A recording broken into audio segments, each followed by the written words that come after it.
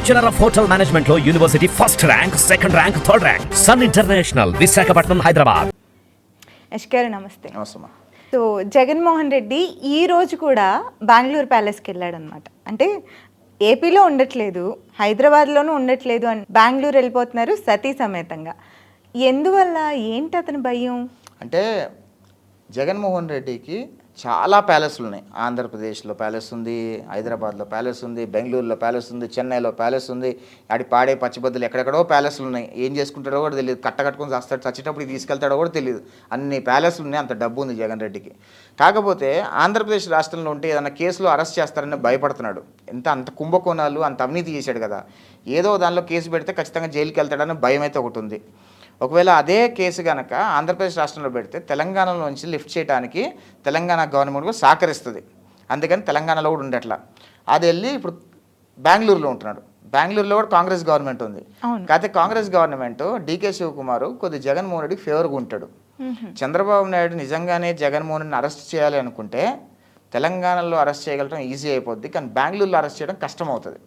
ఎందుకంటే బెంగళూరు గవర్నమెంట్ సరిగ్గా సహకరించదు జగన్మోహన్ రెడ్డిని అరెస్ట్ చేయడానికి. ఎందుకంటే కొన్ని లావాదేవీలు, వాళ్ళకు కూడా కొన్ని లావాదేవీలు ఉన్నాయి, పార్టీని కలిపేస్తామని చెప్పి బేరసారాలు జరుగుతున్నాయి.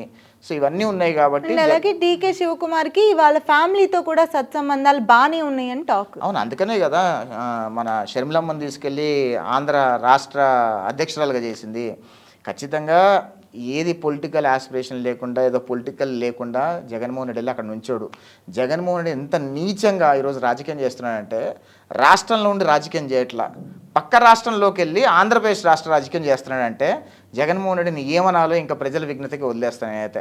ఈరోజు ఆంధ్రప్రదేశ్ రాష్ట్ర ప్రజలు కూడా ఏమనుకుంటున్నారు తెలుసా, జగన్మోహన్ రెడ్డి లాంటి నీచుడు ఈరోజు ఆంధ్రప్రదేశ్ రాష్ట్రంలో ఎందుకు పుట్టాడరా బాబు అనే పరిస్థితికి ఈరోజు ఆంధ్రప్రదేశ్ రాష్ట్ర ప్రజలు వచ్చేసారు. అంటే ఇంకా జగన్మోహన్ రెడ్డి బతుకుండి కూడా వేస్ట్ అని నేను అనుకుంటా. ఒకవేళ నేను జగన్మోహన్ రెడ్డి ప్లేస్లో ఉంటే గ్లాస్లో నీళ్ళు తీసుకొని దూకు చచ్చిపోయాడు నేనైతే. అంత దరిద్రంగా ఉంటుంది జగన్మోహన్ రెడ్డి గారు, బతుకున్నాడు జగన్మోహన్ రెడ్డి. అరెస్ట్లకే భయపడి బెంగళూరు ప్యాలెస్కి వెళ్తున్నాడా, లేకపోతే ఇక్కడ దాచుకున్న సొమ్మున అక్కడికి తీసుకెళ్ళి ఏమైనా దాచుకుంటున్నాడా? అంటే జగన్మోహన్ రెడ్డి బెంగళూరు ప్యాలెస్ నుంచి వ్యూహం రచిస్తున్నాడమ్మా. అక్కడ వ్యూహం ఏం రచిస్తాడంటే, ఇక్కడ అల్లర్లు చేయండి, ఇక్కడ కొట్టుకొని చచ్చిపోండి, ఇక్కడ మారణహోమం సృష్టించండి. ఇక్కడ ఆంధ్రప్రదేశ్ రాష్ట్రంలో వైసీపీలో కొట్టుకుంటున్నాడు, వైసీపీలో నరుక్కుంటున్నాడు, వైసీపీలో చంపుకుంటున్నారు. కానీ ఎట్లా పోట్రీ చేస్తున్నాడంటే, తెలుగుదేశం పార్టీ కూడా వచ్చి వైసీపీని చంపాడు, వైసీపీ నరికాడు అని చెప్పి పోట్రీ చేస్తున్నాడు.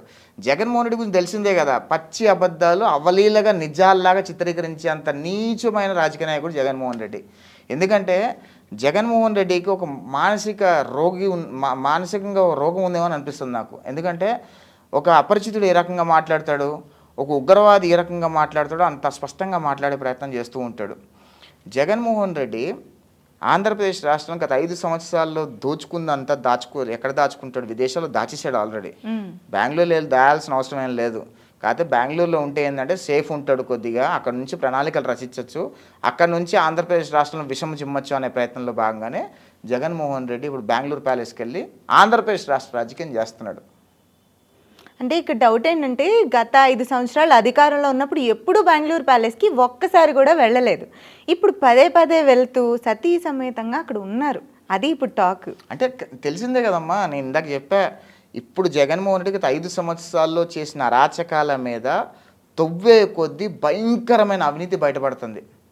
బీట్ సహజ వనరులు కానీ, లిక్కర్ కానీ, శాండ్ కానీ, ఇతర సహజ వనరులు, అదేవిధంగా నిన్న డాక్యుమెంట్స్ తగలబెట్టే కేసు కానీ, ఇవన్నీ కూడా జగన్మోహన్ రెడ్డి డైరెక్షన్లోనే మదనపల్లి ఆఫీస్లో, కలెక్టరేట్ ఆఫీస్లో డాక్యుమెంట్స్ అన్ని తగలబెట్టేశారు. జగన్మోహన్ రెడ్డి డైరెక్షన్లోనే ఈరోజు రాష్ట్రంలో అరాచకాలు జరుగుతున్నాయి. జగన్మోహన్ రెడ్డి డైరెక్షన్లోనే అవన్నీ జరుగుతున్నాయి. ఒకవేళ రాష్ట్రంలో ఉన్నప్పుడు ఏదైనా ఈ డైరెక్షన్ అంతా చేస్తే పొరపాటున తెలిసిందనుకో, జగన్మోహన్ రెడ్డిని ప్రజలందరూ చెప్పు తీసుకుని కొడతారు కదా. అందుకనే వెళ్ళి బెంగళూరు ప్యాలెస్లో కూర్చొని నీచమైన రాజకీయం చేస్తున్నాడు. అది పరిస్థితి. జగన్మోహన్ రెడ్డిని మాత్రం ఆంధ్రప్రదేశ్ రాష్ట్ర ప్రజలు ఏదో ఒక రోజు తొక్కి నారదీస్తారు, అది వాస్తవం. త్వరలోనే జగన్మోహన్ రెడ్డి కనుక పొరపాటున ఆయన గన్మెన్లన్నీ పక్కకు పెట్టి ఏదో ఒక నియోజకవర్గంలో పర్యటించాడు అనుకో, ఖచ్చితంగా జగన్మోహన్ రెడ్డిని ఆంధ్రప్రదేశ్ రాష్ట్ర ప్రజలందరూ ఎవరో అవసరం లేదు, అక్కడ ఉన్న ఆడవాళ్ళు అందరూ తొక్కేసి భూములు పాతిపెట్టేస్తారు.